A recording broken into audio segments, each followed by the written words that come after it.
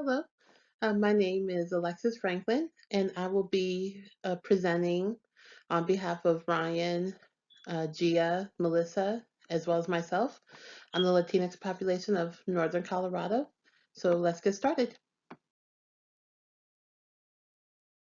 Okay, so we're first going to start off with the geographical area of Lamar County.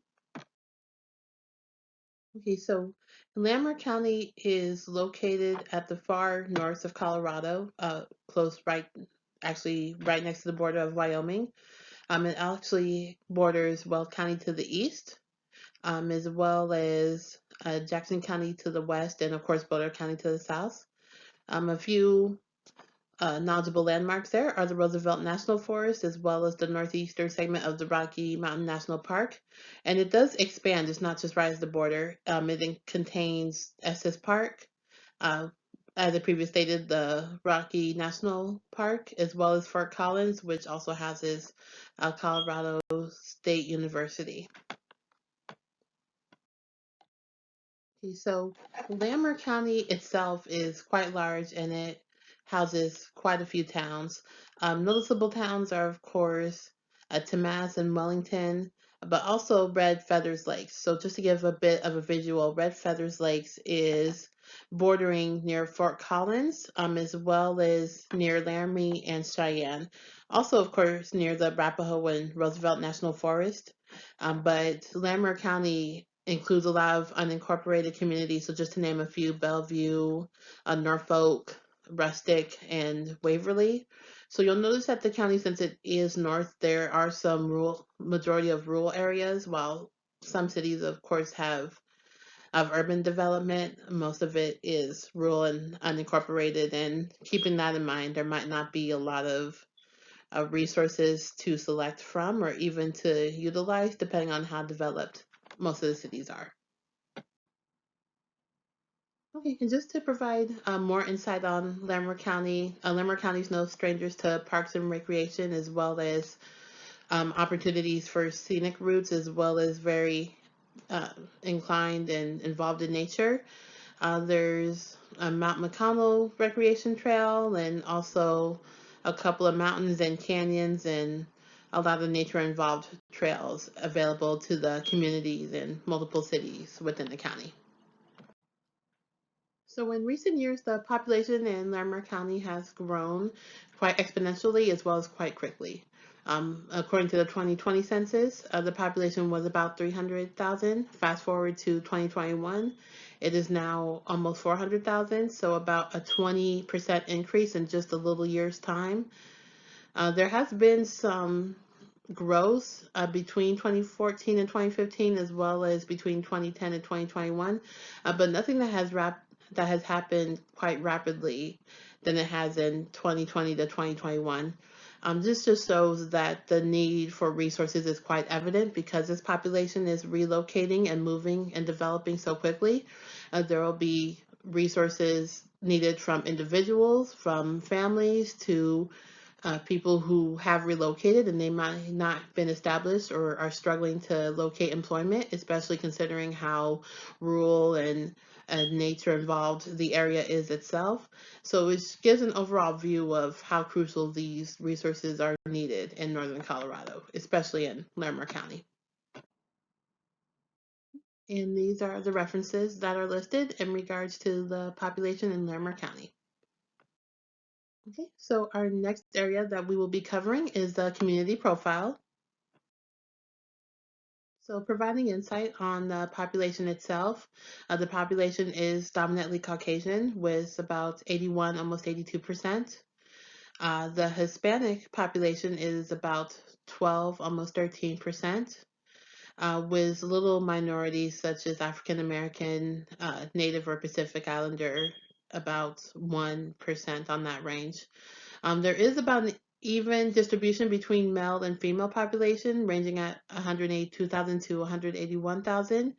And the median age, which is quite interesting, is 42. So to give some insight as to the population increase in the previous slides, that shows that a lot of the population is middle-aged and, as I stated previously, may come with families involving children or those who are seeking employment, or those who might be facing health issues, which might have been ongoing or just developing as they continue to age.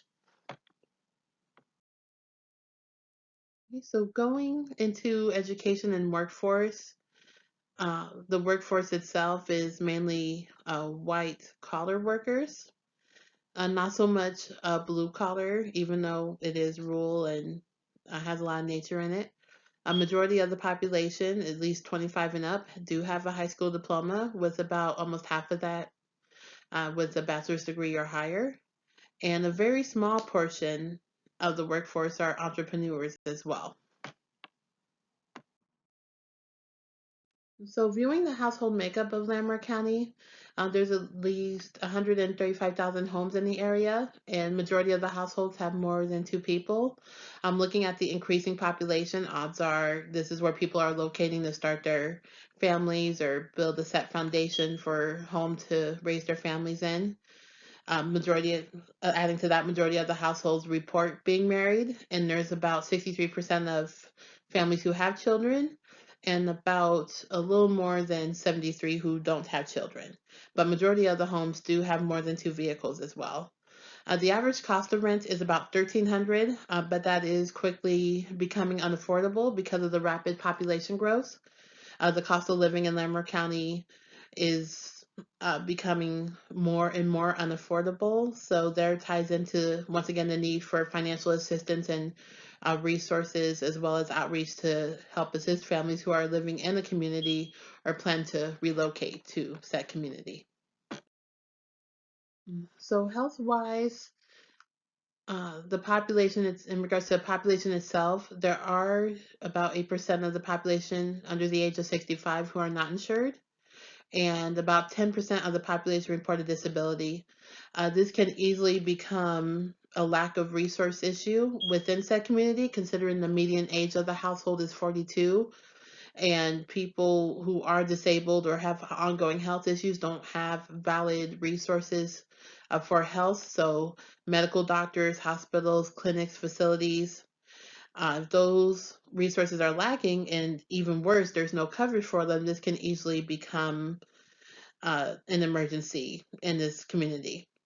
There are at least 75% of individuals who have access to private insurance, but there is 60% that is employee covered, and about 30% utilize public health insurance. So seeing the low percentages of those who are not insured, as well as report a disability, it is great to see that that number is low, but that is still almost about 10 approaching 20% of people within the population that don't have access to health care or can afford health care. And with the population rapidly growing, this can easily become a wide issue if not resolved within a admirable time frame.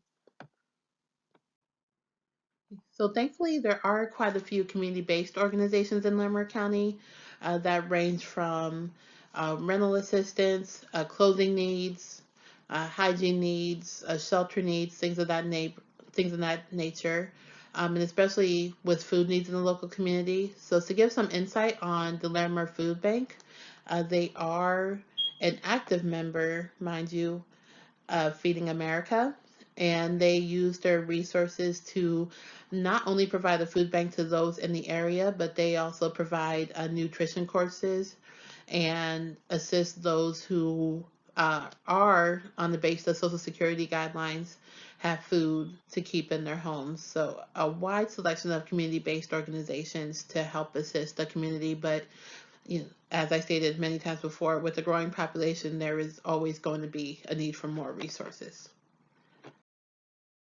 Also, for further information on the community profile, these are the references that were utilized.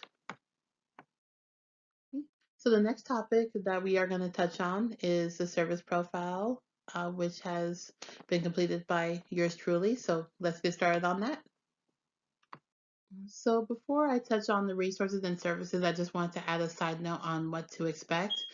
These go above and beyond the standard services such as food banks or food assistance, shelter assistance. These resources further dove into how these services empower and enrich the communities both on economic and social levels. So, with that being said, let's dive into it. So, starting with one service is the Northern Colorado Latino Chamber of Commerce. This is an economical as well as an entrepreneurial resource for Hispanic owners in Northern Colorado. It was created out of the COVID-19 crisis of 2020 when it was acknowledged that there was little to no assistance for business owners in the area. This organization developed out of that and began networking and building economic relationships in the community, and also host gatherings on how to be better business owners and how to elevate your business, which adds into the objective of elevating and supporting the Latinx business owners in the northern Colorado area. Moving on to the Family Center, also known as La Familia, is an organization that has been serving the community since 1995. The objective, as well as its mission, is to serve working class families, specifically working class Hispanic families of Northern Colorado. Not only do they provide daycare and childcare for the working parents, but they work on empowering and educating the parents through early childhood education. And as the child ages, they can look into college resources and networking as well. They also promote leadership skills and social development, and also link families to other resources that may be needed to care for the child and promote the overall well-being of the family and supporting said family. So the Latino Community Foundation of Colorado is another economic resource available to the Latinx population of Northern Colorado. They specialize in providing opportunities to organizations and nonprofits that specialize in bettering the Latinx community. So they specialize in networking and just building and engaging with the community by building partnerships and community resourcing. But they also specialize in grant writing and also providing financial assistance to said organizations that are for bettering the Latinx community overall. Okay, so the next resource is called Alianza of Northern Colorado. They are a pro-immigrant nonprofit organization that is fairly new. They were implemented in 2017. And what they do is they focus on empowering and informing the immigrant population of Northern Colorado.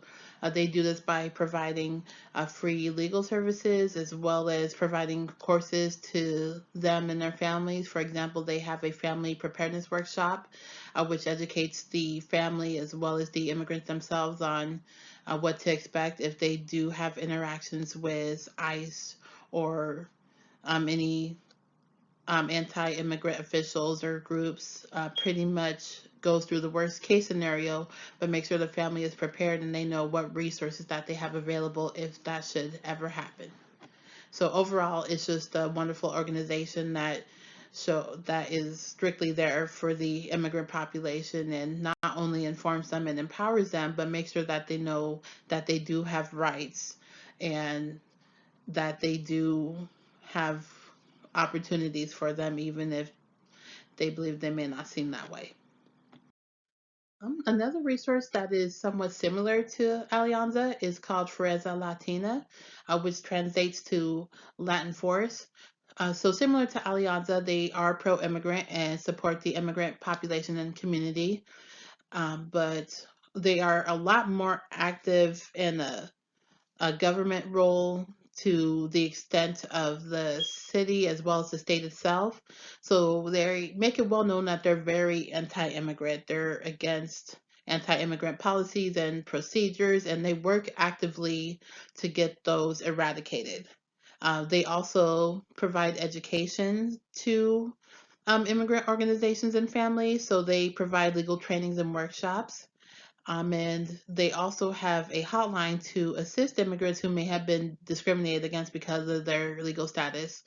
For example, if there was an illegal workplace raid that where ICE detained several immigrant or undocumented workers, their family members can call that hotline, and this organization will immediately work on getting proper legal counsel, making sure that both the families and those detained know what their rights are. So they're very active in the community and make sure that their presence is known, that they are against anything anti-immigrant, especially illegal activity that illegally detains or charges the immigrant population based on their status.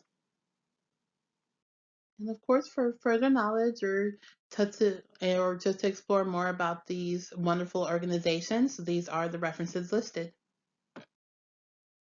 So next up, we are actually going to dive deeper into the needs assessment through the social work lens.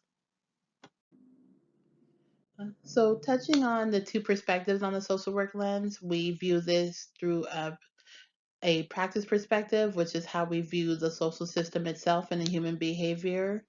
So, how the community views the population, what resources does the population have access to, and which one do they need access to, as well as their behavior to how they are treated in the community. Is it obvious that they're underprivileged, or is there a severe lack of resources, and why that may be? And we also look at the community of origin and see what needs to change, such as, okay, is there a huge discrepancy between racial, education, or health? What disparages exist, and why might they exist, and what can we do to change that? I'm looking at the strengths-based perspectives. We view the strengths that already exist in the community, so how the community views and takes care of themselves, how they show up for the community. So this can relate to the service profiles, how local community organizations network and uplift and outreach the community to empower them and elevate them further. We also look at the community development and social action. This is both through the citizens of the society, as well as the leadership and the government outreach in the community, and see what is lacking and also what is encouraging. And with this population, we also utilize the critical race theory. So this helps us further understand the oppression of this. So in regards to the Latinx population of Northern Colorado, how they have been oppressed and underrepresented, where they stand population-wise, and why they might not have as much access as they need. It also informs of possible intervention strategies.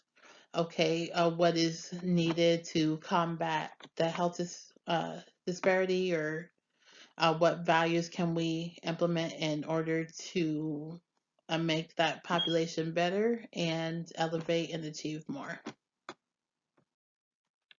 So through our analysis of the Latinx population of Northern Colorado, we obviously saw that there was a huge lack of resources for business owners or any entrepreneurs in the area. So anyone that was looking to start a business or bring finances into the community had an extremely difficult time. And whatever interventions that were available was mainly based on the community itself and not much with the government. Of course, there was also immigrant status issues. Being in a rural community, the immigrant community is extremely vulnerable, not only to detention or family separation, but not having the proper education as to what their rights are and what they can do to combat that in case that does occur.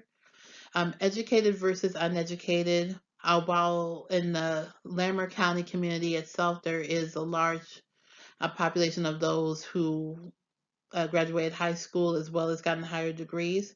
There wasn't much indication in regards to the Latinx population itself, and also very limited resources on what the population can do in order to combat that. Also, a large lacking in bilingual resources. Once again, this was trying to be resolved mainly through community outreach and resources themselves, and not much of government or leadership interaction in regards to that. Employment discrimination as well, and this not only on legal status but also racial status. With the county being such a small percentage of minority, odds are there's little opportunities to get well-paying employment. And add that to the fact that the cost of living is increasing and is slowly becoming more and more unaffordable, this is easily going to be a monumental issue. And only 12%, almost 13% of the workforce in Northern Colorado is mostly Latino. So, once again, very underrepresented and not a lot of resources to combat that or change that for the better. So thankfully, there is assistance in regards to not only the immigrant population, but the Latinx population overall. So through the task force, there is more and more acknowledgement as well as navigation through the court system. So it shows that in 2020, there are more than five times the people approaching the court for help, especially those who speak languages other than English. So, utilizing through interpreters and resources to where people can learn what their rights are and go through the process while being understood and communicated effectively is showing that the community that the county does support them and wants them to thrive. And it also shows that people are being responsive to it, and that this is just one instance where, when the community as a whole is being acknowledged, it improves the betterment for all involved. So, based on our analysis of the Latinx population in Northern Colorado, we developed a community change theory and social equity to help better the population. So, in regards to equity, just overall access to goods, services, and finances, providing the needs for a social planning model. So, not only feeding into the businesses, the Latinx businesses of the population, but providing resources and financial assistance to those who are underprivileged, or even valid resources for those seeking employment and who are caring for families. In regards to liberation, eliminating barriers that prevent people from gaining access to things they require. So, tying back into everything, and making sure there is enough resources available. And that said, resources can combat the language barrier and communicate with people effectively to make sure that their needs are being met, and that there is a healthy dialogue and conversation of what those needs are and what resources can do to assist that. Participation, just empowering people on all forms, not only the population, but those who speak limited English or English is their second language. Just showing the community that they do matter and that they're willing to accept them and help, and not feel like that they're just a helpless pawn that can't achieve life no matter what they do.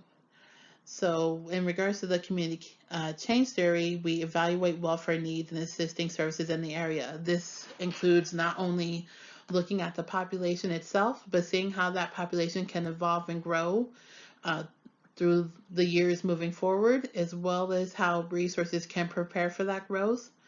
And also being aware of the social problems that are involved.